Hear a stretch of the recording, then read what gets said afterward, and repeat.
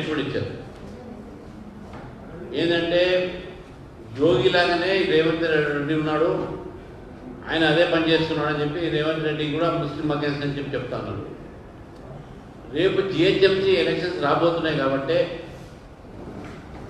Congress is Muslim, Muslim is Congress అన్నటువంటి రేవంత్ రెడ్డి గారు ఈరోజు హైదరాబాద్ ప్రజలు ఈ కాంగ్రెస్ పార్టీ ముస్లింల పార్టీ అని చెప్పేసి ఇది మజ్లిస్ పార్టీకి సపోర్ట్ చేస్తుందని చెప్పి భయంతో రేవంత్ దీన్ గారు అక్బరుద్దీన్తో మాట్లాడి ఈ రకమైనటువంటి స్టేట్మెంట్ ఇచ్చారు. అక్బరుద్దీన్ రేవంతుద్దీన్ ఇద్దరు దోస్తులు, వాళ్ళిద్దరు ఎప్పుడు కూడా కలిసి ఉంటారు.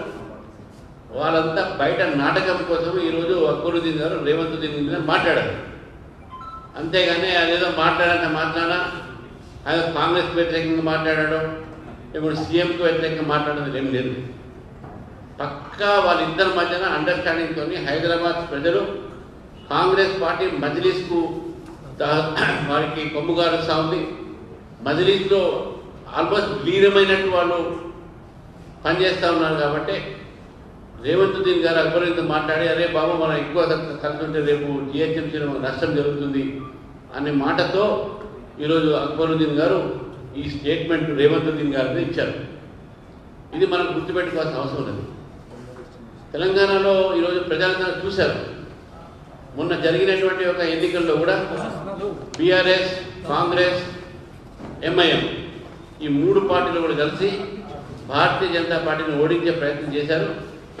వాళ్ళు ఇప్పుడు కూడా అదే ఆలోచిస్తున్నారు. ఎంఐఎం, కాంగ్రెస్, బీఆర్ఎస్ కలిసి హైదరాబాద్లో బీజేపీని గెలవలేకుండా చేసే ప్రయత్నం చేస్తారు.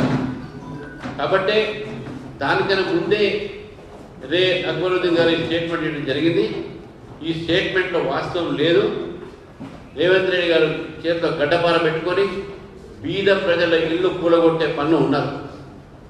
హైడ్రాలో ఇల్లు కూలగొట్టారు, మూసిపాడు ఇల్లు కూలగొట్టారు, మన ఖమ్మంలో ఇల్లు కూలగొడితే ఎక్కడ పడితే కూలగొట్టడమే. కానీ అక్బరుద్దీన్కి సంబంధించిన ఇల్లు కూలగొట్టిరా, వాళ్ళ స్కూల్ కూలగొట్టారా, వాళ్ళ కాలేజ్ కూలగొట్టారా, అది మాట్లాడడం వల్ల అక్బరుద్దీన్ అక్కడ మాత్రం రేవంతుద్దీన్కి ఫుల్ సపోర్ట్. ఇద్దరు తోడు దొంగలు, ఇద్దరు కూడా ఈరోజు హైదరాబాద్ ప్రజలకు వాళ్ళంతా కూడా ఈరోజు మాయమాట చెప్పేసేస్తుంది. కాబట్టి ఇవాళ ఎంఐఎం నేత అక్బరుద్దీన్ మాట్లాడిన మాటలు ఇవి. అంతేగాని ఆయన మాట్లాడినంత మాత్రాన ఆయన కాంగ్రెస్ది వాళ్ళ దోస్తీ విడదు. వాళ్ళిద్దరు కూడా దోస్తులు, పచ్చి దోస్తులు.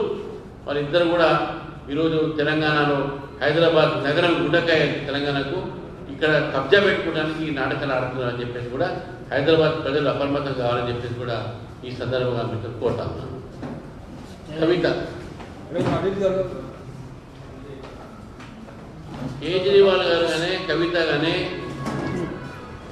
వీళ్ళ పైన ఈరోజు డిశ్చార్జ్ పిటిషన్ కోర్టులో జరిగిన డిశ్చార్జ్ పిటిషన్ అది ఒక న్యాయపరమైన ప్రక్రియ. అది న్యాయపరమైన ప్రక్రియ. ఈ న్యాయపరమైన ప్రక్రియలో సిబిఐకు అదేవిధంగా వీళ్ళ మధ్యన అడ్వకేట్ మధ్య టెక్నికల్ పాయింట్ మీద డిశ్చార్జ్ అది సాంకేతికమైనటువంటి ఒక విషయాలపైన ఒక ముద్దాయి డిశ్చార్జ్ అయితే అది వాళ్ళు ఏదో అమాయకులని చెప్పడానికి వీలేదు. Discharge on technical grounds is not proof of innocence. మళ్ళీ చెప్తున్నాను, discharge on the ground of technicalities is not proof of innocence.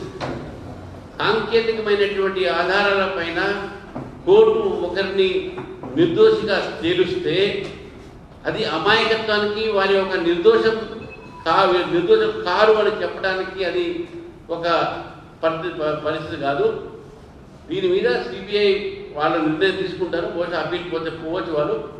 ఇది ఓన్లీ ట్రయల్ కోర్టులో జరిగినటువంటి నిర్ణయం. ఇది ఏది ఉన్నప్పుడు కూడా దాంట్లో ఎటువంటి వాస్తవాలు లేకపోతే సెల్ ఫోన్ ఎందుకు కాలు పెట్టాలి, సిమ్ కార్డు ఎందుకు కాలు పెట్టాలి, కేజ్రీవాల్ గారి పాలసీని ఎందుకు మార్చుకోవాలి. 2022లో ఇవన్నీ బయటపడ్డ తర్వాత రివర్స్ పాలసీ చేసుకుంది కేజ్రీవాల్ ప్రభుత్వం. మరి అంత చిత్తశుద్ధిలో ఎందుకు చేసుకున్నాం? లాస్ట్ ఒకటే క్వశ్చన్ చెప్తాను. ఇది భారతీయ జనతా పార్టీకి ఎటువంటి సంబంధం లేదు. కంప్లైంట్ చేసింది కాంగ్రెస్ పార్టీ. ఢిల్లీలో ఎక్సైజ్ పాలసీ మీద ఫస్ట్ కంప్లైంట్ చేసింది కాంగ్రెస్ పార్టీ.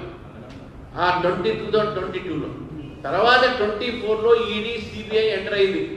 కాబట్టి ఛార్జ్షీట్ ఫైల్ అయిన తర్వాత కొన్ని టెక్నికాలిటీస్, ఫస్ట్ టెక్నికాలిటీ నాకు ఇనీషియల్గా తెలిసిన విషయాలు ఏంటంటే, ఏ డాక్యుమెంట్స్ పైన అయితే ప్రాసిక్యూషన్ రిలే అయిందో ఆ డాక్యుమెంట్స్ వాళ్ళు ముద్దాయికి సప్లై చేయలేదు కాబట్టి, అది టెక్నికల్ డిఫెక్ట్ ఉంది కాబట్టి, లీగల్ ఇన్ఫర్మిటీ ఉంది కాబట్టి డిశ్చార్జ్ చేశారని చెప్పేసి నాకు మామూలుగా తెలిసినటువంటి ఒక ఏదైతే సమాచారం. కాబట్టి ఇందులో సంకలనం వేసుకుని ఎగరాల్సిన అవసరం లేదు. ఇంకా ముందు ముచ్చట పడ్డాను.